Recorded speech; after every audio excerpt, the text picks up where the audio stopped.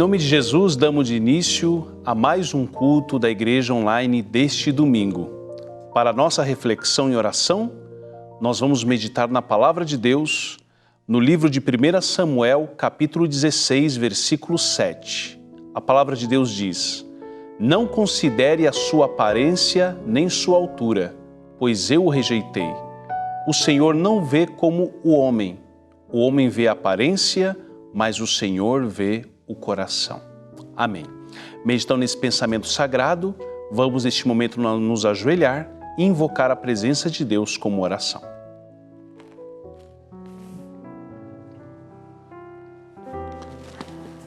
Querido Salvador Jesus, muito obrigado pelas tuas ricas bênçãos, por nesta noite estarmos juntos com a tua família, a família de Deus, para honrarmos e bendizermos o teu santo nome. Que o Senhor possa abençoar cada internauta, que o Senhor possa alcançar aqueles que ainda não foram alcançados. Ilumina o teu servo que o Senhor escolheu para repartir o pão da vida, para que a mensagem venha de acordo com as nossas necessidades espirituais. São bênçãos que eu te peço e agradeço em nome de Jesus. Amém.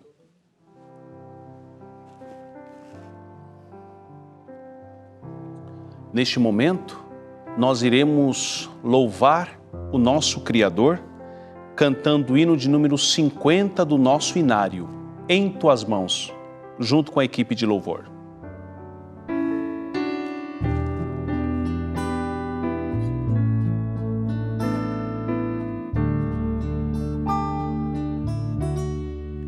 Em tuas mãos, em tuas mãos, quero, ó Deus, me colocar em tuas mãos.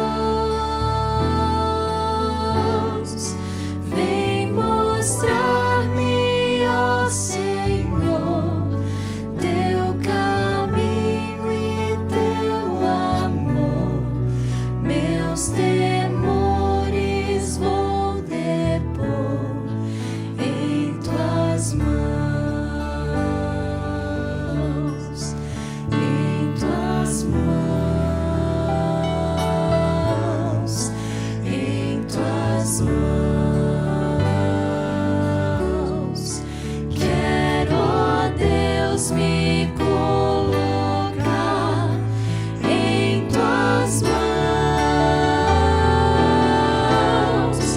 Esta é minha oração, ter a vida em tuas mãos.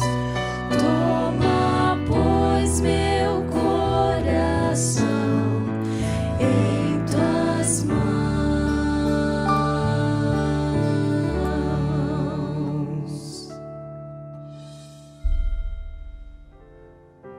Belo hino de louvor ao nosso Deus em tuas mãos, e o nosso desejo é que nessa noite todos nós possamos estar realmente nas mãos do nosso Salvador. Seja muito bem-vindo ao culto da Igreja Online, um culto da Igreja Adventista do Sétimo Dia, Movimento de Reforma. Através deste canal, a TV Conectados com Deus, também damos as boas-vindas aos nossos ouvintes que nos ouvem pela rádio conectadoscomdeus.org. O nosso desejo é que o Espírito Santo possa estar em seu coração. Continue compartilhando. Quanto mais você compartilha, mais pessoas serão alcançadas com este culto e com a mensagem da Palavra de Deus que será pregada. E não esqueça de dar o seu like. Quando você dá o seu like, o YouTube entende que o conteúdo é muito importante e ele espalha para muita gente. Não se esqueça disso. E você já pode ir colocando seus pedidos de oração, que nós estaremos orando no final do nosso culto. Chegou um momento todo especial, que é o momento das crianças. E neste momento nós vamos convidar a tia Lourdes. É com você. Olá, crianças! Tudo bem com vocês? Eu sou a tia Lourdes e hoje nós vamos estudar a Palavra de Deus juntinhos, tá bom? Mas sabe, crianças, a Bíblia conta uma história de que o povo também, o povo de Deus, teve uma época na qual eles ansiavam, eles desejavam muito a sua independência, a sua liberdade. Vocês lembram quando foi? Foi quando eles estavam lá no Egito. Faraó fez dos hebreus escravos. E então os hebreus faziam os trabalhos forçados, apanhavam, sofriam muito. E começaram a buscar a Deus em oração e pedir para que Deus desse para eles livramento. Deus atendeu a oração deles e enviou Moisés para conversar com Faraó. Moisés chegou na presença de Faraó e disse para ele: Majestade, Deus quer que você deixe o povo sair daqui para adorá-lo.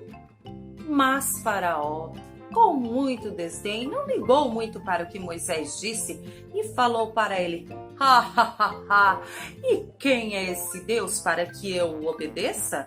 Eu não conheço esse Deus, e saiba você que não deixarei o povo sair daqui coisa nenhuma. Ah, crianças, Faraó precisava aprender algumas lições, não é mesmo? E para mostrar para ele e para o povo dele que Deus não é um Deus de brincadeira e é um Deus de verdade, Deus enviou para o Egito 10 pragas. Vamos relembrar agora quais foram essas pragas?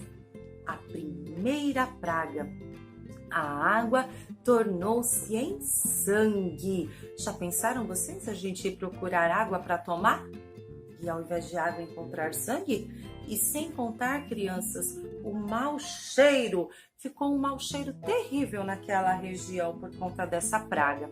A segunda praga foi a praga das rãs, crianças, a praga das rãs. Tinha rãs por todos os lugares. As pessoas iam dormir, tinha rãs nas suas camas. As pessoas iam assar um pãozinho no forno, tinha rãs dentro do forno. Em todos os lugares onde vocês possam imaginar, as rãs estavam lá incomodando. A terceira praga foi a praga dos piolhos. As pessoas ficaram infestadas, crianças, de piolhos. E a quarta praga, olhem só, foi a praga das moscas. Não eram moscas pequenininhas como a gente costuma ver, não. Eram moscas grandonas que picavam e a picada delas era muito doloridas. Picavam tanto pessoas quanto animais. A quinta praga foi a morte de todos os animais. Podia ser os animais que ajudavam as pessoas nos trabalhos, os animaizinhos de estimação, ou mesmo os animais que os egípcios consideravam como deuses. Todos eles morreram. A sexta praga foi a praga dos tumores. As pessoas ficaram cheias de feridinhas pelos seus corpos. Aquelas feridas coçavam e doíam muito. E a sétima praga foi a chuva de granizos que veio e com muita força aquelas pedras caíam sobre as plantações e aí foram destruindo tudo, crianças. Fez com que o povo do Egito tivesse muito prejuízo. Não parou por aí não as pragas. Veio também a oitava praga, que foi a praga dos gafanhotos. Crianças, esses gafanhotos foram lá e destruíram o restinho da plantação que sobrou lá do povo do Egito. E sem contar que eles incomodavam bastante também. Vocês imaginem vocês saírem na rua e encontrarem-se com uma nuvem de gafanhotos. Minha nossa, ai que coisa terrível! Agora a nona praga. A nona praga foi a praga da escuridão. Tudo ficou escuro, ninguém enxergava ninguém e o ar ficou assim tão carregado, tão pesado que as pessoas tinham dificuldades para respirar até. Sabe, crianças, Deus teve que enviar todas essas pragas porque Faraó não era um rei que tinha a palavra não, sabe, gente? ele falava assim, veio a primeira praga, ele chegou para Moisés e falou, ai Moisés, converse com o papai do céu, ore para o seu Deus e fale para ele que se ficar tudo bem, que se essa praga parar, eu deixo o pessoal ir embora, eu deixo sim os hebreus irem embora, eu prometo. Só que quando a praga cessava, ele voltava atrás e falava, não vou deixar não. Faraó, o povo pode ir embora? De jeito nenhum. E ele fez isso 9 vezes, crianças. E então veio a 10ª praga, que foi muito terrível. Acho que talvez a mais dolorida de todas, porque nessa praga as pessoas perderam seus primogênitos, os filhos mais velhos de toda a família e também dos animais faleceram. E a morte é uma coisa muito dolorida, não é mesmo? Dói aqui no fundo do nosso coração. Então, depois disso, Faraó chegou para Moisés. Faraó chegou assim para Moisés e falou para ele, Moisés, tudo bem, pega o povo de Israel, leva esse povo embora. E então, finalmente, crianças, o povo de Israel saiu feliz da vida, louvando a Deus, saíram da terra do Egito e se puseram a caminhar. Foram embora levando muitos presentes, muitas coisas, mas eles chegaram num caminho no qual eles podiam ver o mar além, aquela coisa mais linda do mundo, o mar. Ao lado deles também tinha assim muitas montanhas, mas espera aí, algo terrível aconteceu. Eles olharam para trás e viram lá de longe o exército de Faraó se aproximando. E eles vinham com seus cavalos e armados. E agora o povo de Israel começou a se desesperar. E eles gritaram para Moisés, Moisés, Moisés, por que você fez isso com a gente, Moisés? Agora nós vamos morrer. Você nos tirou do Egito para morrermos aqui no deserto. Ai, que povo sem fé, crianças. Deus já não tinha feito tantas coisas por eles? Moisés foi buscar ao Senhor em oração. E quando ele orou, Deus disse assim para ele, por que clamas a mim, Moisés? Diga ao povo de Israel que marche. E você, estenda a tua vara sobre o mar, que ele se repartirá. E o povo passará pelo meio do mar. Nossa, uau! Já pensou, crianças? Um forte vento de Deus soprou e o mar se dividiu. E o povo de Israel passou pelo meio do mar. Do lado havia uma parede de água desse lado, a outra parede de água do outro.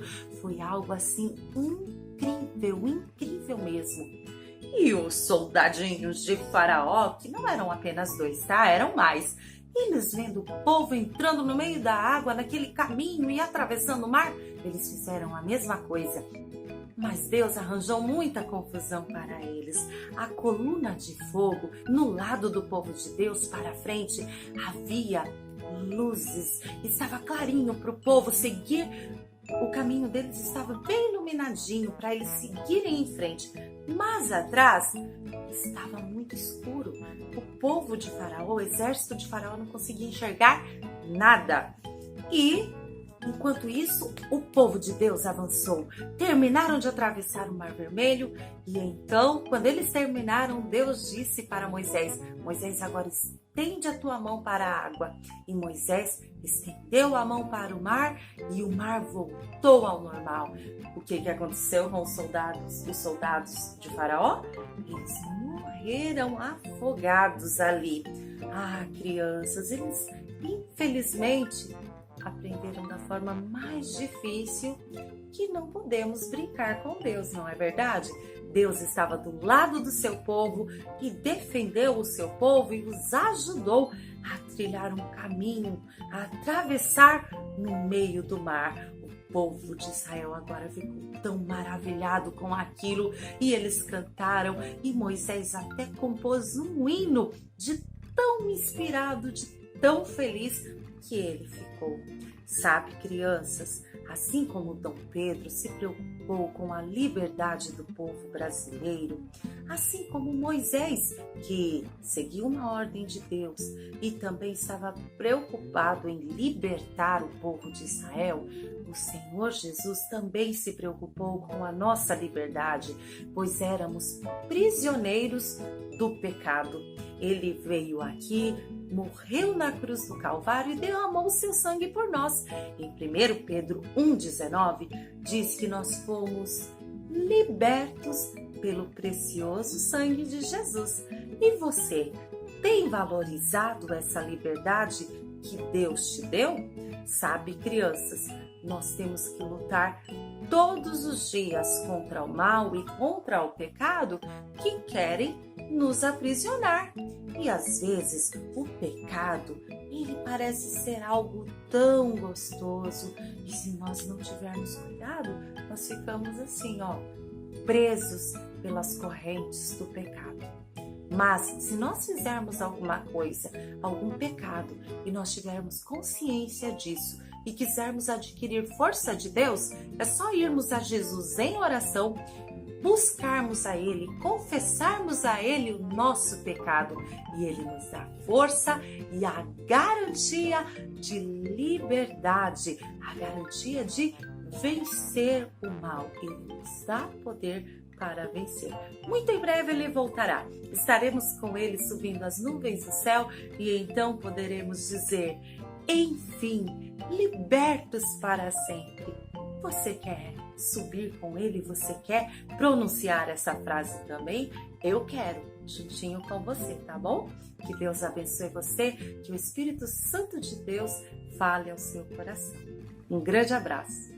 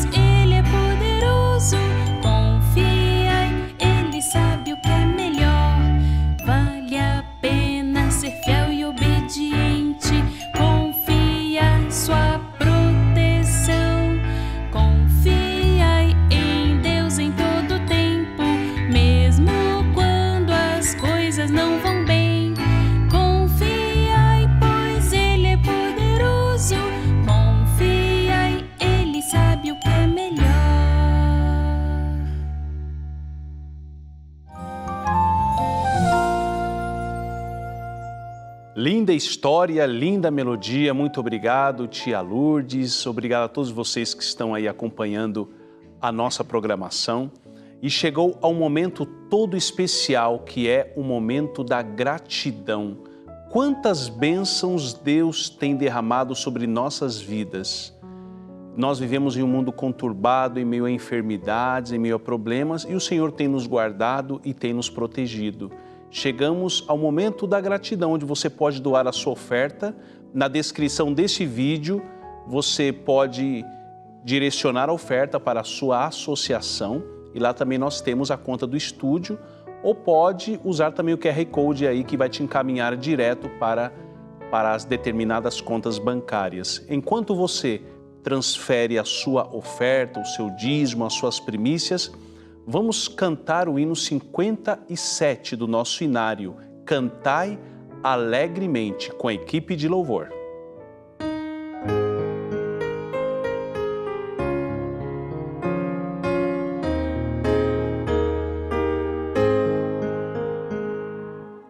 Cantai alegremente, cantai a Deus louvor, trazei a Ele um canto de júbilo e de amor.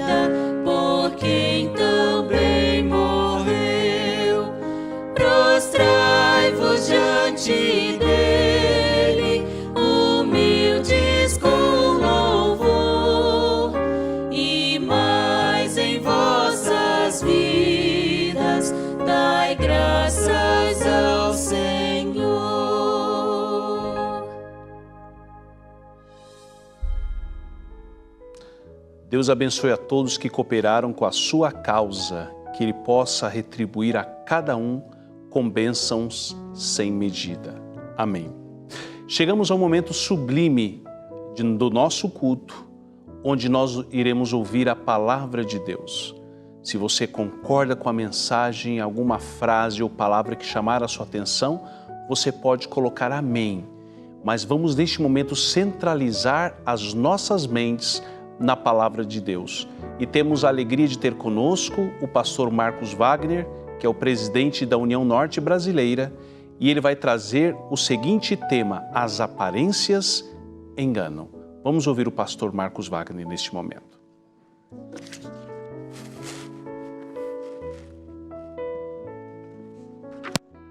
Uma boa noite a todos. Eu quero agradecer a Deus pelo privilégio de participar deste culto online, da TV online, e através disso poder também ter acesso à sua casa, levar a mensagem da palavra de Deus. A minha oração é para que Deus abençoe a sua vida, a sua família, e possamos permitir o Senhor sondar o nosso coração, a nossa vida e falar profundamente o que Ele deseja falar para nós nesta noite.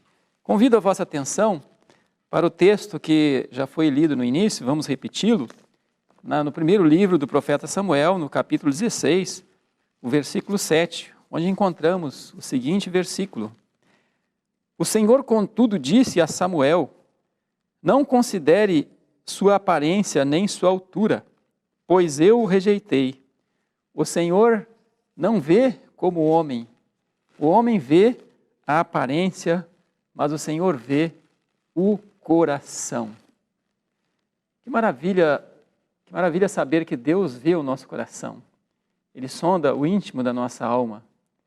Esta é uma informação privilegiada, saber que Deus conhece nossas necessidades de uma forma mais profunda do que nós mesmos as conhecemos. E se estivermos dando lugar a Ele trabalhar em nossa vida, Ele pode corrigir o que estiver errado em nosso coração.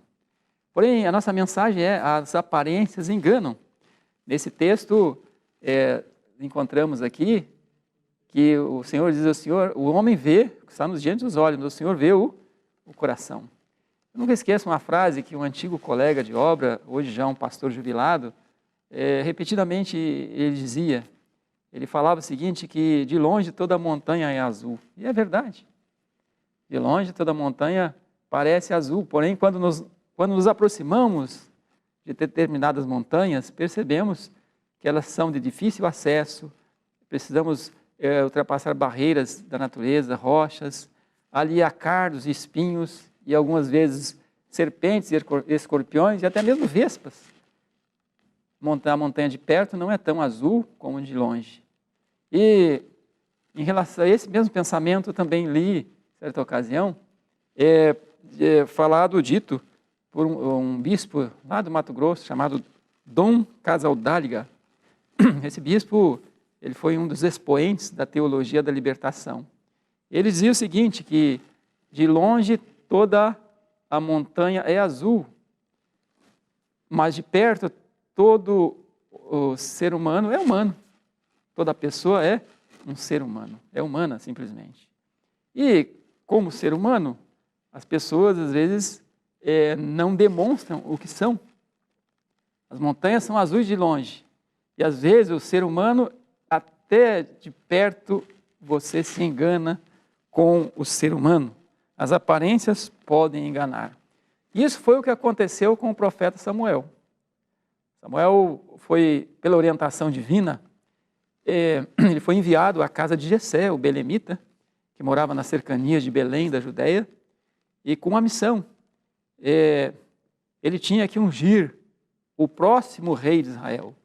Saul ainda estava no trono, ainda estava reinando, estava administrando o país, estava à frente do exército, porém Saul já era um rei rejeitado. Ele buscou a glória para si, não honrou o Senhor através das suas ações, das suas decisões, e Deus o havia rejeitado e ordenou a Samuel que tomasse a sua vasilha de azeite, que poderia ser um chifre de carneiro, um chifre de boi, enchesse aquele recipiente de azeite e fosse até Belém, até a casa de Jessé. E ele foi. E chegando lá, os cidadãos se alvoroçaram, perguntaram se a vinda dele era de paz. Ele falou que sim, que tinha ido sacrificar ao Senhor. E chegando então na casa de Jessé, eles fizeram realmente o sacrifício e haveria agora ter lugar um jantar, uma refeição. E então, por ordem de Samuel, os filhos deveriam se apresentar a ele, os filhos de Jessé. Foi quando Eliabe chegou diante dele. Ao contemplar Eliabe, Samuel pensou consigo: eis aí o escolhido do Senhor. E olhou aquele semblante nobre, aquele jovem de alta estatura, robusto, e eu imagino que ele ficou pensando no primeiro rei que Deus havia escolhido. Era realmente assim. Saul tinha grande estatura, se destacava dos demais, e ele diz: olha, aí está o homem, aí está o próximo rei. E quando ele já se preparava para ungí-lo, Deus fala ao seu coração: não atentes para a sua aparência, nem para a sua altura, porque o Senhor não vê como homem. O homem olha para o exterior, para a aparência, porém o Senhor olha para o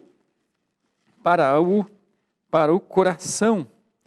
E assim Eliabe foi rejeitado para o ofício de rei, para ser ungido como o próximo rei. E depois de Eliabe, então, Jessé fez passar o segundo filho, o terceiro filho, o quarto, o quinto, o sexto, o sétimo, e a todos, ou para todos, em relação a todos, o Senhor disse a Samuel: este não, este também não. E finalmente, então, Samuel reclama com Jessé: olha, acabaram os filhos, não tem mais nenhum rapaz, não tem mais nenhum jovem. Foi quando eu fico agora imaginando a expressão de Jessé e dos seus irmãos: mas será possível que era Davi? Que é Davi que o Senhor escolheu? E ao apelo de Samuel, ele disse: sim, tem mais um rapaz, está cuidando do rebanho. Então mande chamá-lo, nós não nos sentaremos para comer enquanto ele não estiver aqui. Imagine só, Davi, ele não era bem visto nem pelo pai. O pai não via grandes perspectivas em Davi, o caçula da família. Pelos irmãos, ele era olhado de cima para baixo. Esnobavam Davi. No entanto, Davi, lá junto à natureza, cuidando do rebanho, dia a dia ele recebia um preparo de Deus, um preparo espiritual.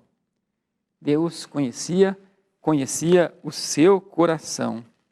E esse relato revela que Deus age de formas diferentes do planejamento humano, das expectativas humanas, não segue as tradições, as conveniências humanas. Pela regra, ele deveria seguir, quem sabe, o mais velho, o primogênito, o mais forte. Porém, Deus escolheu o pequeno, jovem Davi, lá de trás da manada, de trás do rebanho, das ovelhas, porque Deus não se engana com as aparências. Porém, é verdade que nós, como seres humanos, como não temos essa visão ungida, nós muitas vezes nos enganamos. Nos enganamos com pessoas, com pretensas amizades, nos enganamos de forma positiva ou até negativa com as pessoas. E devemos lembrar que nós não só julgamos pela aparência, como também nós somos julgados. Nós somos julgados, avaliados, segundo estereótipos, segundo padrões, segundo conveniências da sociedade na qual vivemos, seja a sociedade aí lá fora, como a sociedade interna, na igreja. Nós passamos por avaliações de olhares e concepções humanas. Por isso diz o sábio Salomão, no livro de Eclesiastes, no capítulo 9, verso 8, Salomão dá um seguinte conselho: em todo tempo sejam alvas as tuas vestes, e nunca falte o óleo sobre a tua cabeça. Em todo tempo sejam alvas as suas vestes. O que quer dizer essa mensagem para nós? Temos que cuidar da nossa aparência, do nosso aspecto, como nos apresentamos às pessoas. Agora, a segunda parte, não falte óleo sobre a tua cabeça. O que quer dizer isso aí? A alegria de viver, a presença de Deus, do Espírito na vida, que traz alegria, dá sentido à vida e realmente faz você demonstrar algo natural de dentro para fora. Verdade é que nós devemos cuidar da nossa aparência, sim. Porém, devemos ter mais cuidado ainda em não julgar os outros segundo a aparência, ou meramente pela aparência.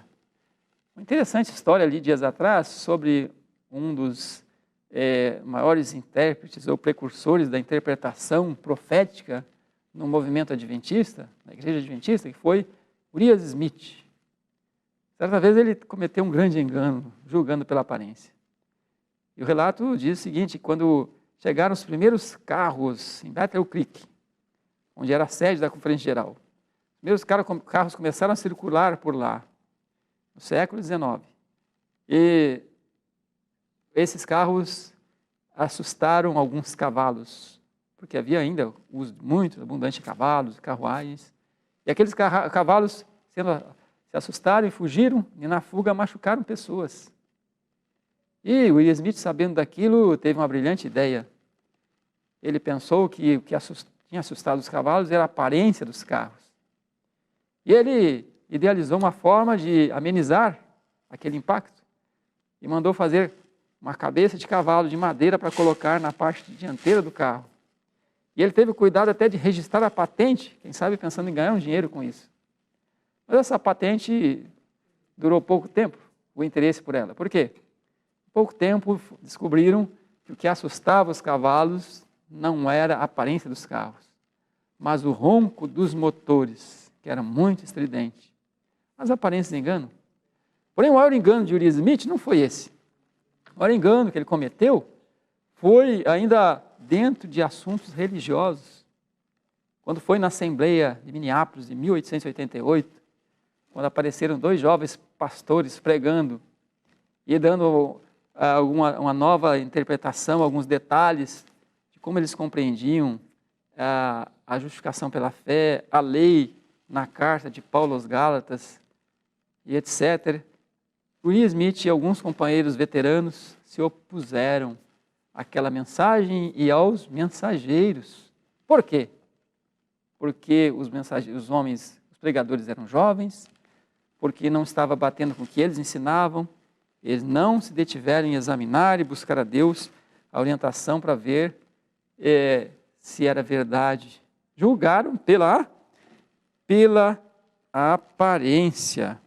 É um grande risco julgar pessoas, situações e às vezes até uma mensagem pela aparência. E aquela mensagem era a mensagem que a igreja mais necessitava naquele instante da sua história. Isso nos faz lembrar algo que aconteceu alguns anos atrás, muito antes de Smith, muitos anos antes de Minneapolis, lá nos dias em que Jesus desenvolveu o seu ministério. A liderança, escribas e fariseus, os sacerdotes, eles julgaram o mestre Galileu pela aparência. Pode vir coisa boa de Nazaré, aquele homem com discípulos iletrados, pescadores na sua maioria galileus, que também era uma região que não tinha muita projeção. E agora Jesus ensinando, atraindo multidões e também operando maravilhas.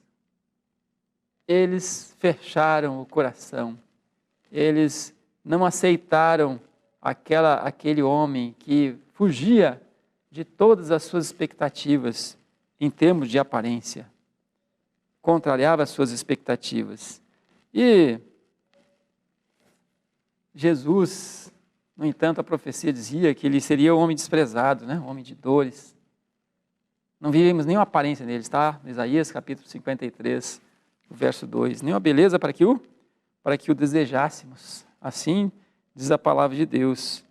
Então, não devemos julgar pela aparência. E não devemos também nos deixar enganar pelas aparências. O próprio Jesus foi tentado. O próprio Jesus foi tentado com aparência. Certa vez, quando no deserto, quem apareceu a ele? Lúcifer, como um anjo glorioso, um anjo de luz, num momento de maior aflição, de angústia, de abatimento do Salvador devido aos 40 dias de jejum, aparece aquele anjo glorioso, brilhante. Eu imagino que ele deve ter pensado, agora chegou o conforto para mim. No entanto, era Lúcifer, disfarçado em anjo de luz. Porém, quando ele abriu a boca e falou, se tu és o Filho de Deus, dize que essas pedras se transformem em pães. Ali então, Jesus percebeu o engano, percebeu que era só aparência. Aquela frase sugerindo dúvida, questionando a sua origem, questionando a sua natureza, eram palavras de dúvida. Se tu és o Filho de Deus. Então ele disse, olha, nem só de pão viverá o homem, mas de toda a palavra que sai da boca do Senhor.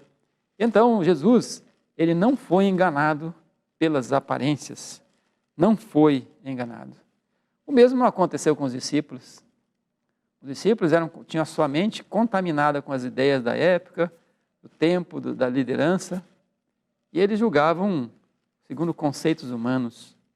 Quando Judas se aproximou para ser discípulo, eles ficaram muito felizes, muito animados, até que enfim apareceu um ilustre, alguém que tinha letras, alguém que tinha habilidade com números, era um escriba.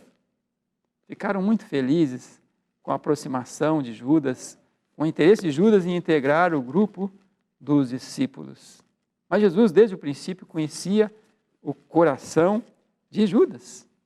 Nós temos um texto inspirado no livro Desejado de Todas as Nações, na página 716, que revela a que ponto era o engano dos discípulos, os companheiros de Judas, em relação ao caráter de Judas.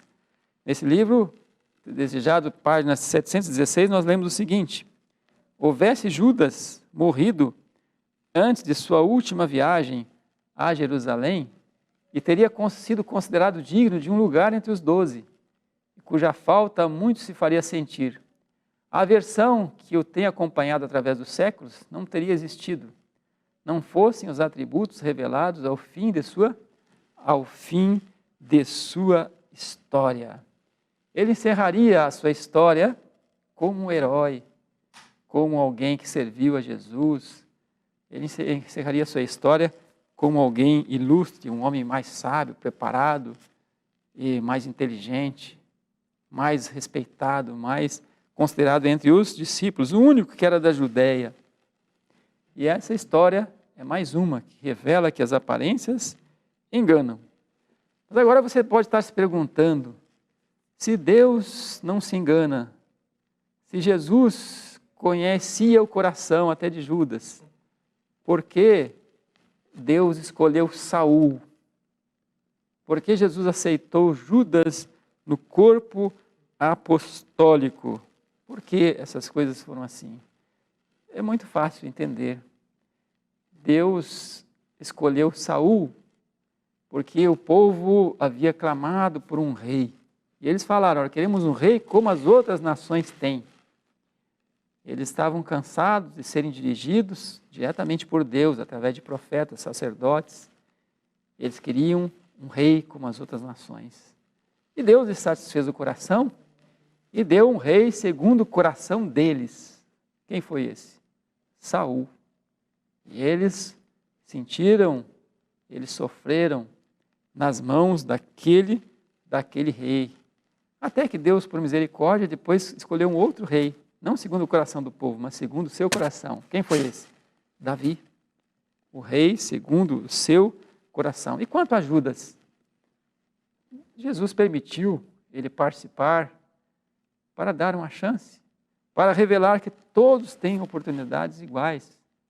E Judas conviveu, comeu, caminhou, partilhou a vida, o ministério de Jesus durante todos aqueles anos.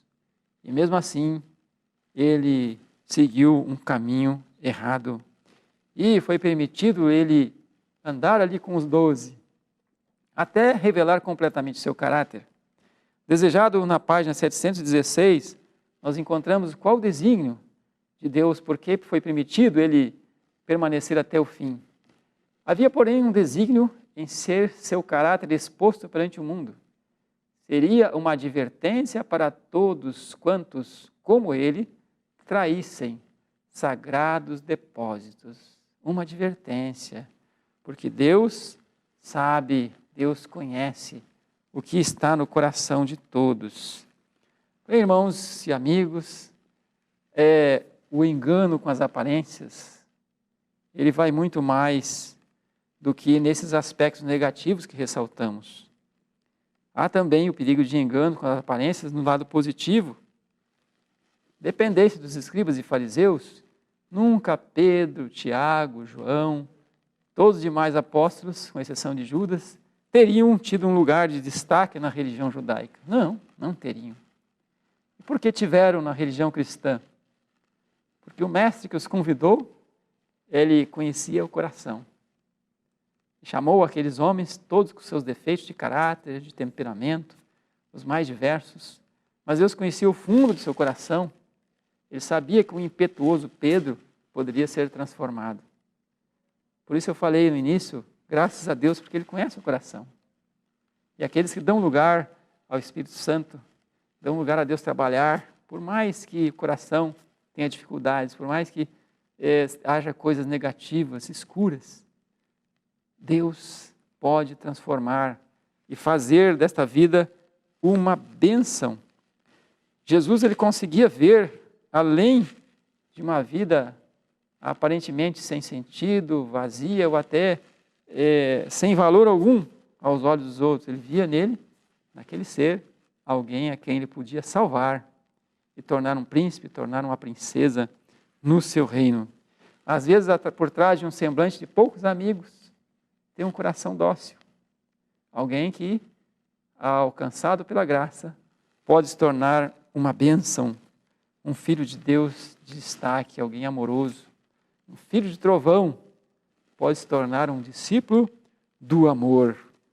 E Jesus, ele pode nos oferecer, ele nos oferece o colírio celestial, para que participando da sua obra nós também possamos ver isso nos outros, possamos enxergar os outros, possamos enxergar com a visão do artista o anjo escondido numa pedra, numa rocha, e ajudar com a unção do Espírito a essas pessoas aflorarem o melhor de si em Cristo Jesus. E Ele possibilita essas coisas. Na verdade, Jesus viu em muitos que o mundo não dava valor algum. Ele viu pessoas maravilhosas. Ele viu, por exemplo, em Madalena, aptidões para o bem, quando ela era o quê? Endemoniada, possuída por 7 demônios. Ele viu naquela samaritana que se desviava da atenção dos outros, ia buscar água no horário mais quente do dia, sol a pino, para não se encontrar com ninguém no caminho. Ele viu nela o quê? Uma grande missionária. E não só na samaritana, os endemoniados de Gadara, os gadarenos, aqueles homens que habitavam os sepulcros, Jesus viu neles missionários. E depois que foram libertos, eles evangelizaram toda a Decápolis, as 10 cidades que havia do outro lado do Jordão, ou melhor, do outro lado do mar da Galileia. Então, as aparências enganam. Enganam para um lado, enganam para outro. Mas Jesus, Ele conhece o que tem no coração do homem. No Evangelho de João, no capítulo 2, os últimos versículos do capítulo 2 de João, em certo lugar Ele pregou e os judeus creram nele. Mas Ele não confiava neles, porque Ele bem sabia o que havia no coração do homem. E, finalmente, cuidado para não se enganar com o seu próprio coração. Este é o mais enganoso, é o teu próprio coração. Cuidado para não te enganar com a aparência do teu coração, com a concepção que você tem da sua vida. Às vezes você acha que está tudo bem. Faça uma avaliação profunda. E há um pensamento inspirado, o último que quero ler, está no livro Testemunhos, página 80 e 81, ou Serviço Cristão, página 49, que diz assim: não vem distante o tempo em que toda alma terá de ser provada. Por esse tempo, o ouro será separado da escória na igreja. A verdadeira piedade distinguir-se-á então claramente daquela que consiste na aparência. Muitas estrelas, cujo brilho temos admirado, então se apagarão, transformando-se em trevas. A palha, como nuvem, será levada pelo vento, mesmo de lugares onde só vemos ricos campos de trigo. Todos os que se apoderam dos ornamentos do santuário, mas não se acham vestidos com a justiça de Cristo, aparecerão na vergonha da sua nudez. Então, meu querido irmão, minha querida irmã, não vá pelas aparências. Não se engane com a tua própria aparência espiritual. Contemple o seu rosto no espelho espiritual, que é a lei de Deus. Compare a sua vida com o caráter de Jesus. E que aquele que conhece o coração possa trabalhar com você. Trabalhar com você até que você reflita a sua imagem. Examine o seu coração. E aproveite tudo que Deus quer fazer com a tua vida e com a vida daqueles que estão ao teu redor, através de você tendo uma vida autêntica, uma vida verdadeira, uma vida nos braços de Deus. Que possas ter essa experiência, que possamos lutar juntos, que possamos adorar ao Senhor na beleza da sua santidade, aquele que realmente é verdadeiro. E Ele possa encher a tua vida de significado. É meu desejo e oração nesta noite para todos. Amém.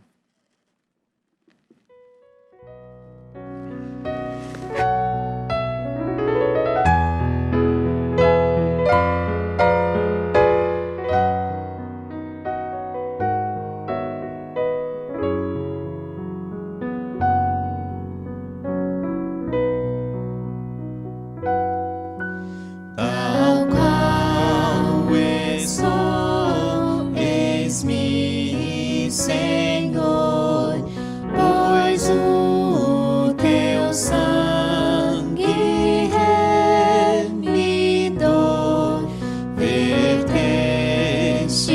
pelo pecador, ó Salvador, me achego a ti. Tal qual estou, sem esperar que possa a vida melhorar, na tua graça confiar, ó Salvador, me achego a ti.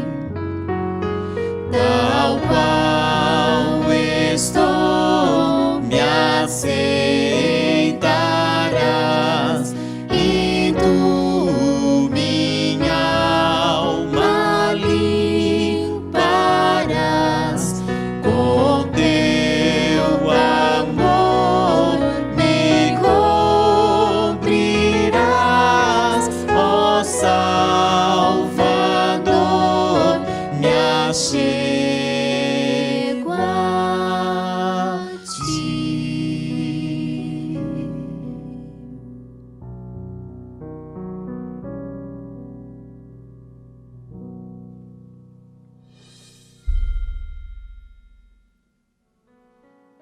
Agradecemos a Deus por haver usado o seu instrumento e nos trazer importante mensagem.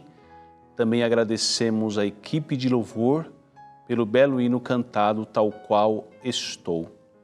Muitos pedidos têm chegado, pedidos por pessoas que estão enfermas, casamentos que estão à beira da separação, pessoas que estão extraviadas dos caminhos de Deus, pedidos de oração pela igreja, pelo ministério, pelo departamento de comportagem. Vamos orar por todos os setores da obra de Deus ao redor do mundo. Todos nós precisamos de oração. Vamos orar pela união da igreja, a união do povo de Deus, para que possamos nos aproximar dele, para que assim possamos receber o seu Espírito Santo. Neste momento nós iremos nos ajoelhar, você se puder se ajoelhar também, e o pastor Marcos Wagner, neste momento, vai entregar esses pedidos na mão do Todo-Poderoso. Oremos.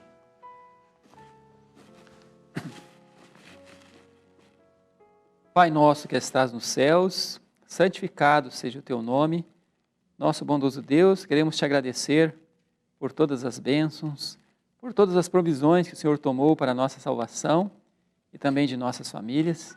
Suplicamos, Senhor, que a tua graça possa estar com cada um dos teus filhos e filhas que participaram desse culto, mesmo à distância, ouviram a tua palavra. Que o Senhor possa confortar a todos que estiverem passando por dificuldades, quem sabe até por experimentando luto. Abençoe, Senhor, as famílias nas quais encontramos dificuldades nos casamentos, encontramos dificuldades com os filhos, encontramos as mais diversas dificuldades, Senhor, que o Senhor possa levar ali o teu conforto, a tua paz e também o poder para transformar qualquer realidade negativa. E acima de tudo, Senhor, ajude a cada um a sondar o próprio coração, que possamos pela tua graça entender as nossas profundas necessidades e assim apresentá-las a ti, enquanto podemos encontrar graça e poder transformador do teu Santo e Bom Espírito. Amém, Senhor. Abençoe, Senhor, a tua igreja, ela possa estar unida, possa estar crescendo na graça, possa estar crescendo em utilidade, e em breve possamos ver aquele quadro do maior número possível, da maior parte da igreja envolvida em trabalho, na pregação, na luta pelas almas, para que o Senhor venha nos auxiliar a completar a tua obra nessa terra.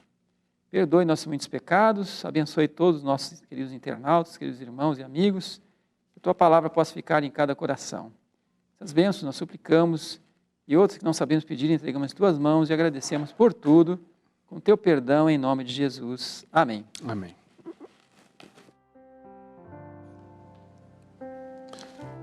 Nós queremos agradecer a você que esteve conosco durante esta reunião.